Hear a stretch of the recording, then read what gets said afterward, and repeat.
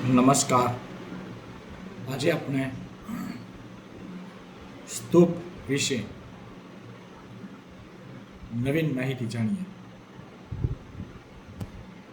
પવિત્ર રેખાચિત્ર, સ્તૂપની સ્થાપત્ય રચના અને આધ્યાત્મિક યાત્રા. ઘણું આમાં તમને જાણવા મળશે. માટીના ઢગલાથી લઈને બ્રહ્માંડના પ્રતીક સુધીની ઉત્ક્રાંતિ અને તેનું વિગતવાર અર્થઘટન. અહીંયા જે ચિત્ર આપ્યું છે, સ્તૂપનું ચિત્ર છે. ધોરણ 10ની અંદર પણ સામાજિક વિજ્ઞાન વિષયમાં આ બાબતનો ઉલ્લેખ છે. અહીંયા થોડી વિશેષ માહિતી તમને આપવામાં આવી છે.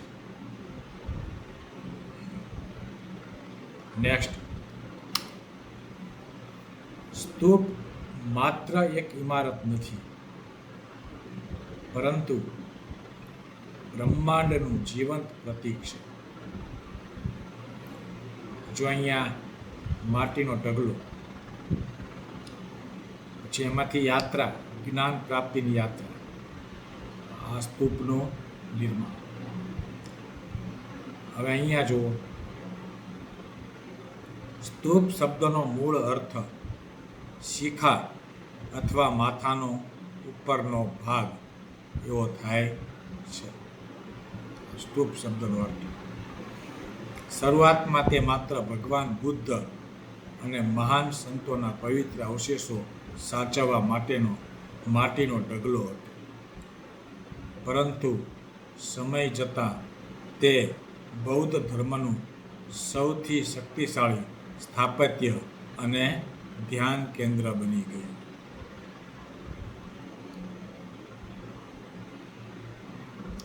બુદ્ધના મહાપરિનિર્વાણનું પ્રતીક,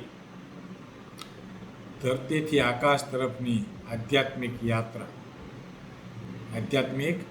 યાત્રાનું માધ્યમ, બ્રહ્માંડ અને માનવ શરીરની સંરચનાનો નકશો. બ્રહ્માંડ અને માનવ શરીર. નેક્સ્ટ, સંપૂર્ણ સ્થાપત્ય, સ્તૂપનું મુખ્ય રેખાચિત્ર અહીંયા આપ્યું છે. જુઓ, જે આપણા પાઠ્યપુસ્તકમાં પણ આપેલું હતું. અહીંયા નંબર આપ્યા છે 6, 1, 2, 3, 4, 5 અને 6. એમાં 1 અહીંયા એરો બતાવ્યો છે. જુઓ, ત્યાં લખ્યું છે છત્ર, એટલે કે આ ભાગ, સર્વોચ્ચ શિખર આ ભાગ. પછી આ જે ભાગ છે એમાં લખ્યું છે 2 નંબર, હર્મિકા, પવિત્ર ચોક એમ લખ્યું છે આ ભાગ. પછી આ એરો બતાવ્યો છે એ 3 નંબર, અંડાકાર ભાગ છે. જુઓ, અર્ધ ગોળાકાર ગુંબજ એમ કીધું છે.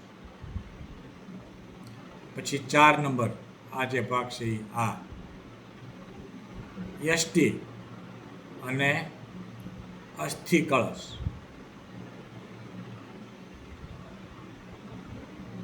કેન્દ્રીય ધરી જેને આપણે કહીએ. 5મો ભાગ આ ભાગ, વેદિકા, પથ્થરની વાડ, જે આપણે ચિત્રમાં પણ આપેલું છે. 6ઠ્ઠો ભાગ તોરણ અને પ્રદક્ષિણા પથ. તો સંપૂર્ણ સ્થાપત્ય, સ્તૂપનું મુખ્ય રેખાચિત્ર આપણે અહીંયા જોઈએ. નેક્સ્ટ, પવિત્ર યાત્રાની શરૂઆત, તોરણ અને પ્રદક્ષિણા પથ. ઉત્તર, દક્ષિણ, પૂર્વ અને પશ્ચિમ. આ જે ભાગ અહીંયા બતાવ્યો છે ઉત્તરમાં, સામે લખ્યું છે તોરણ. 4 દિશાઓમાં આવેલા ભવ્ય શિલ્પકળાવાળા પ્રવેશ દ્વાર. 4 દિશાઓમાં, ઉત્તર, દક્ષિણ, ઉર્વશી. જે લાકડાના સ્થાપત્યની નકલ કરતા પથ્થરમાંથી આ બનેલા છે. પછી આ ભાગ જે આપ્યો છે, આધ્યાત્મિક પ્રતીક. આ 4 મુખ બુદ્ધના જીવનની 4 મુખ્ય ઘટનાઓ: જન્મ, જ્ઞાન, પ્રથમ ઉપદેશ અને નિર્વાણ એ દર્શાવે છે.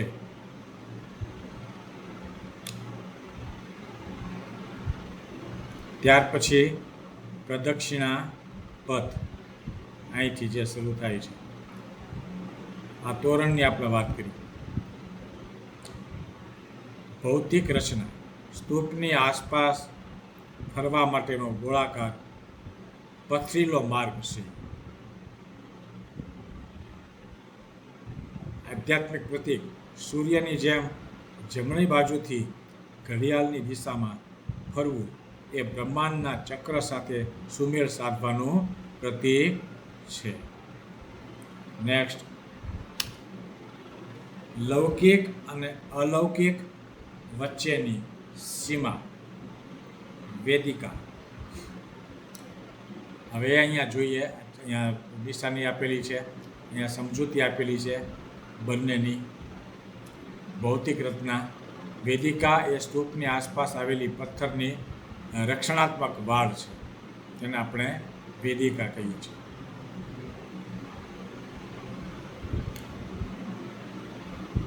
તેમાં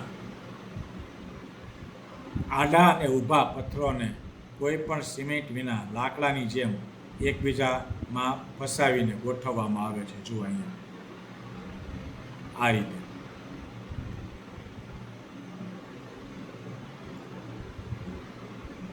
આધ્યાત્મિક પ્રતીક હવે જોઈએ. આ એક મનોવૈજ્ઞાનિક સીમારેખા છે. જ્યારે યાત્રાળુ વેદિકાની અંદર પ્રવેશે છે ત્યારે તે સામાન્ય દુન્મયી વિચારી લૌકિક છોડીને પવિત્ર આધ્યાત્મિક જગતમાં એ પ્રવેશ કરે છે. નેક્સ્ટ, સૃષ્ટિનું મૂળ ગોળાકાર અંડ જે આ બતાવ્યું છે. જુઓ આ ભાગ. હવે એની રચનાઓ આપી છે, પ્રતીક આપ્યું છે. અંડ એટલે કે અર્ધ ગોળાકાર ગુંબજ, જે અહીં આપણે ચિત્રમાં બતાવે છે. આ એક નિક્કર માળખું છે જે માટી અને શેકેલી ઈંટોથી બનેલું હોય છે. આ જે છે અને તેની ઉપર પ્લાસ્ટર કરવામાં આવે છે. અંદર જવા માટે કોઈ ઓરડો હોતો નથી. આધ્યાત્મિક પ્રતીક તો કે આ આકાર બ્રહ્માંડીય ઈંડા અથવા સૃષ્ટિના ગર્ભનું પ્રતીક છે. ધ્યાનમગ્ન અવસ્થામાં બેઠેલા ભગવાન બુદ્ધના શાંત સ્વરૂપને આ અર્ધગોળાકાર ભાગ, આ અર્ધગોળાકાર આકાર દર્શાવે છે. નેક્સ્ટ, બ્રહ્માંડની ધરી, અસ્થિ કળશ અને યષ્ટિ. આ જે છે અહીંયા લખ્યું છે અસ્થિ કળશ અને યષ્ટિ. ભૌતિક રચના: ગુંબજના કેન્દ્રમાં ઊંડે દાટેલી પેટી જેમાં બુદ્ધના વાળ, દાંત કે રાખ સાચવેલી હોય છે.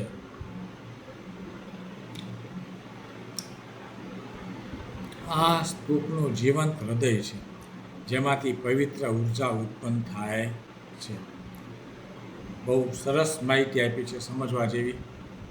આપણા પાઠ્યપુસ્તકમાં તો માત્ર એનો ઉલ્લેખ છે ટૂંકનોંધ તરીકે તૈયાર કરવા માટે. બાકી આમાં વિગતવાર માહિતી આપી છે. આવી માહિતી આપણને ક્યાંય મળે નહીં, એવી માહિતી અહીંયા આપવામાં આવી છે.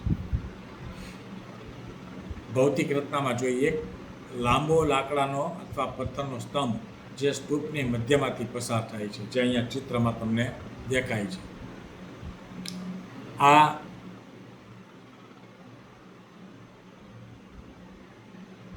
બ્રહ્માંડની ધરી છે જે પૃથ્વી અને આકાશ ને જોડતી સીધો માર્ગ છે, પૃથ્વી અને આકાશ. ચિત્રમાં પણ જોતા જજો. દેવોનું નિવાસસ્થાન હર્મિકા. જો હર્મિકાનો ભાગ અલગ આપ્યો છે.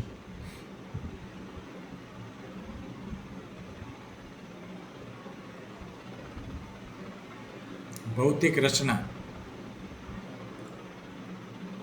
અંડરની બરાબર ટોચ પર આવેલા એક ચોરસ આકારનો કઠેડો જે અહીંયા દેખાય છે આપણને, કે બાલ્કની જે આપણને અહીંયા બતાય છે, તે કેન્દ્રીય સ્તંભની ફરતે રક્ષણાત્મક દિવાલ બનાવે છે.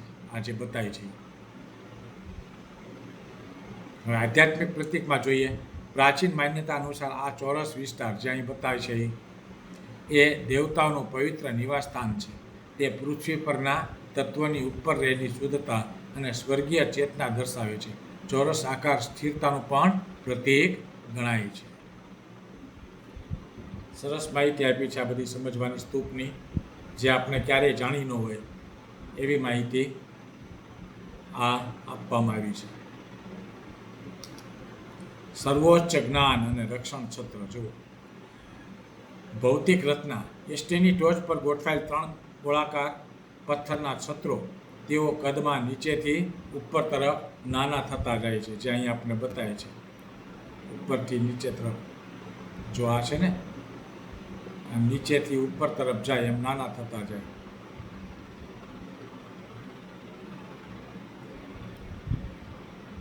છત્ર એ શાહી સન્માન અને રક્ષણનું પ્રતીક છે. આ 3 છત્રો બૌદ્ધ ધર્મના ત્રિરત્ન દર્શાવે છે. બુદ્ધ, ધર્મ, સંઘ. જાગૃત ચેતના, સત્યનો માર્ગ અને સાધુઓનો સમુદાય. તે ભૌતિક દુનિયાથી સંપૂર્ણ મુક્તિની અંતિમ અવસ્થા સૂચવે છે.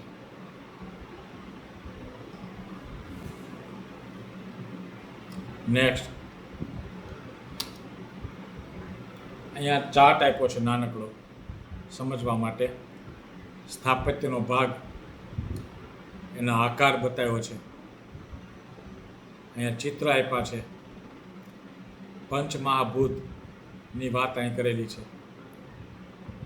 જો સ્થાપત્યનો ભાગ પાયો ઓબ્લિક વેદિકા, આકાર તો કે ચોરસ ને વર્તુળ, પંચમહાભૂત પૃથ્વી, સ્થિરતા. પછી આ ભાગ અહીંયા બતાવ્યો છે અંડ, આકાર તો કે અર્ધગોળાકાર, જે ચિત્ર તમને સામે જ આપ્યું છે. પંચમહાભૂત જળ, જીવન અને સર્જન. પછી આ ભાગ અહીંયા બતાવ્યો છે હર્મિકા, ત્રિકોણમુખી ઓબ્લિક ચોરસ. પંચમહાભૂત અગ્નિ, પરિવર્તન. પછી આ ભાગ જે બતાવ્યો છે છત્ર, અર્ધચંદ્રાકાર, જે અહીં આપને બતાવે છે ચિત્રમાં. વાયુ અને મુક્તિ. અને છેલ્લે એસટીની ટોચ, જે અહીં ભાગ આપણને બતાવે છે બિંદુ. આકાશ ઓબ્લિક શૂન્ય, નિર્વાણ. બરોબર.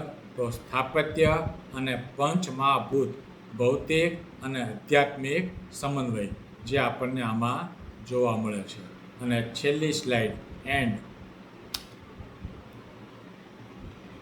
અંતિમ રહસ્ય. સ્તૂપ એક ત્રિપરિમાણીય મંડળ અને માનવ ચેતનાનું પ્રતીક છે. જો આ આખો જે ભાગ છે એ સ્તૂપનો ભાગ દેખાય છે, પણ એ ત્રિપરિમાણીય મંડળ અને માનવ ચેતનાનું પ્રતીક. જો અહીંયા આકાર પણ એવો આપણને દેખાય છે. લખ્યું છે જ્યાં સ્થાપત્યનો અંત થાય છે ત્યાં ચેતનાનો ઉદય થાય છે. જો અહીંયા આમ સ્તૂપ માત્ર ઈંટો અને પથ્થરનો ઢગલો નથી, પરંતુ તે માનવ મનની ઉત્ક્રાંતિનું એક જટિલ યંત્ર અથવા ત્રિપરિમાણીય મંડળ છે, જે અહીંયા આપણે જોયું. પ્રદક્ષિણાથી લઈને છત્ર તરફની દ્રષ્ટિ, પ્રદક્ષિણાથી લઈને છત્ર તરફની દ્રષ્ટિ એ મનુષ્યની અજ્ઞાનતા થી લઈને પરમ જ્ઞાન અને શૂન્યતા સુધીની યાત્રાનો નકશો છે. બરોબર? તો અહીંયા આ માહિતી આપણે પૂર્ણ કરીએ છીએ. ધન્યવાદ. ઘણી રસપ્રદ માહિતી હતી એટલે જ મેં તમારી સામે મૂકી. આ માહિતી તૈયાર કરવા માટે ગૂગલ નોટબુક LMનો ઉપયોગ કરવામાં આવ્યો છે મિત્રો. ધન્યવાદ.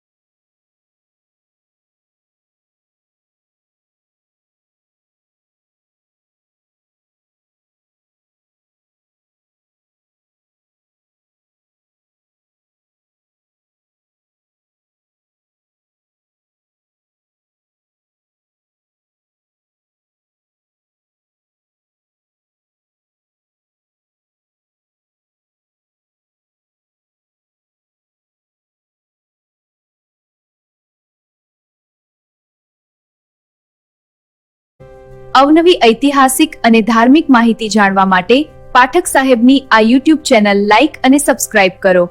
Channel address Pathak Madhusudan.